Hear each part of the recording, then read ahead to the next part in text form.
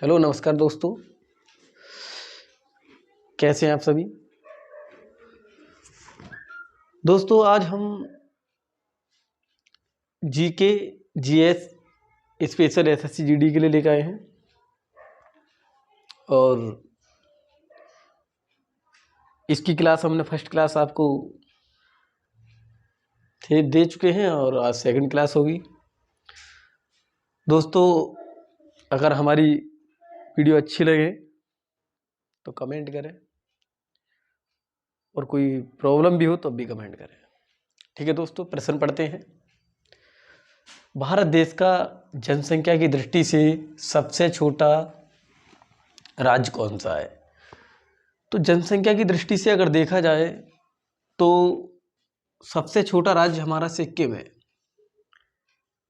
सिक्किम में 6,10,577 के आसपास जनसंख्या है। ये 2011 की जनगणना के अनुसार है। अगर वर्तमान देखें तो वर्तमान में लमसम 6,19,000 के आसपास है। दूसरा है हमारा उत्तर प्रदेश। ये जनसंख्या की दृष्टि से सबसे बड़ा राज्य है भारत का। इसकी जनसंख्या 19,98,12,335 या 34 के आसपास है लगभग। गोवा अगर देखा जाए तो गोवा क्षेत्रफल की दृष्टि से सबसे छोटा राज्य है, जिसका 3702 वर्ग किलोमीटर क्षेत्र है। राजस्थान को अगर देखें तो राजस्थान क्षेत्रफल की दृष्टि से सबसे बड़ा राज्य है। तो जनसंख्या की दृष्टि से सबसे छोटा राज्य सिक्किम और सबसे बड़ा राज्य उत्तर प्रदेश। क्षेत्रफल की दृष्टि से अगर सवाल आता है तो सबसे छोटा राज्य गोवा और सबसे बड़ा राजस्थान। अगला प्रश्न है हमारा, विश्व का सबसे बड़ा नदी द्वीप किस नदी पर है? तो देखो प्रश्न, विश्व का सबसे बड़ा नदी द्वीप अगर देखें तो वैसे तो ये असम में ब्रह्मपुत्र नदी पर पड़ता है। ये नदी द्वीप जो है इसका नाम है माजुली नदी द्वीप। ये पड़ता है ब्रह्मपुत्र पे और असम राज्य में। असम। नील नदी की अगर बात करें हम तो नील नदी अफ्रीका महाद्वीप में बहती है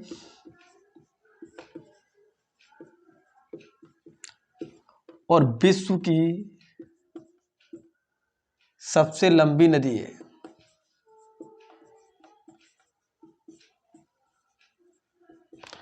गंगा नदी की बात करें तो गंगा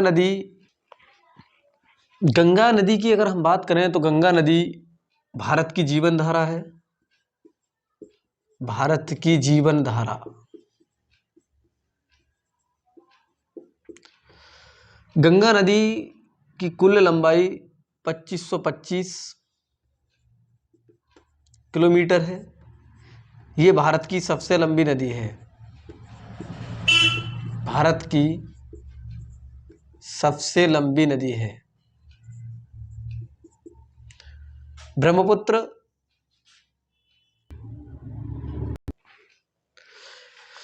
गंगा नदी की लंबाई 2525 किलोमीटर और ये अगर देखा जाए तो भारत के 8 राज्यों से होकर गुजरती है और यूपी के 28 जिलों से। यमुना नदी भी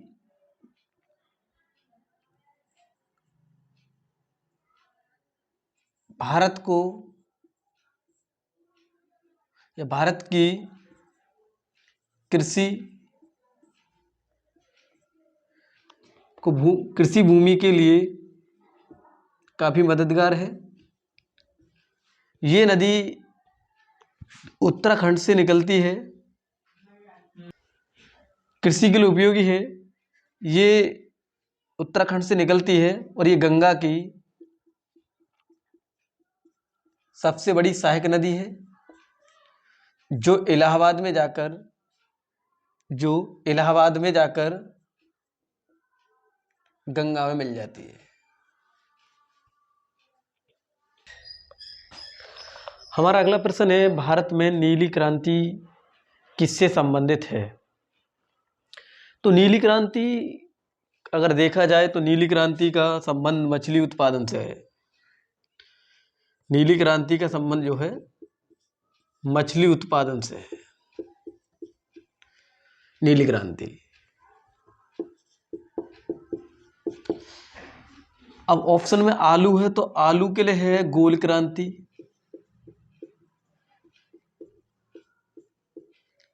तिलहन के लिए है पीली क्रांति,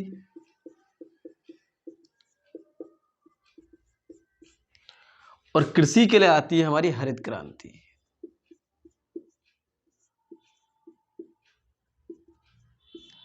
ये क्रांति ही। तो मछली उत्पादन के लिए हमने बता दिया, आंसर हमारा ये होगा इसमें, मछली उत्पादन के लिए ही थी नीली क्रांति।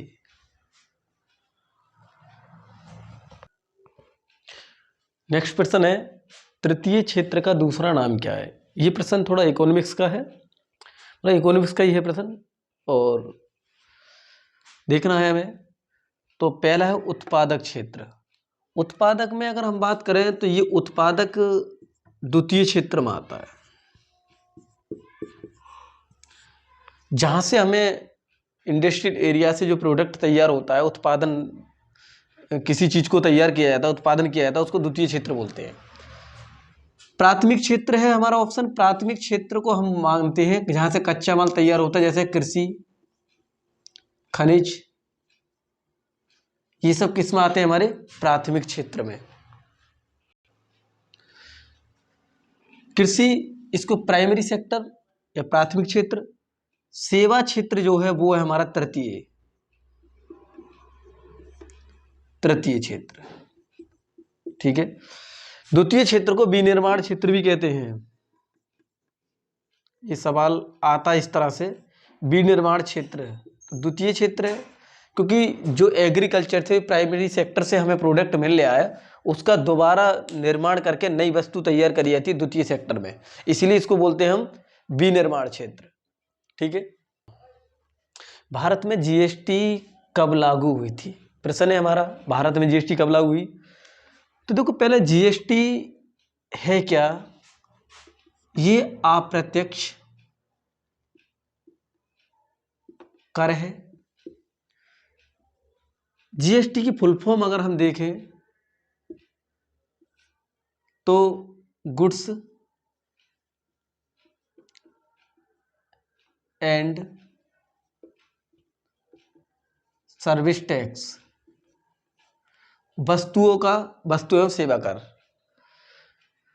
जीएसटी अधिनियम 120वां था और संशोधन पूछ लेता है तो 101वां। अनुच्छेद इसका 366 और भाग है ये 12 का ए, इसमें जोड़ा गया है। जीएसटी को अगर देखें तो अलग अलग है, 5%, 12%, 18% और है तुम्हारा 28%। अलग अलग तरह से लगता है जीएसटी। ठीक है।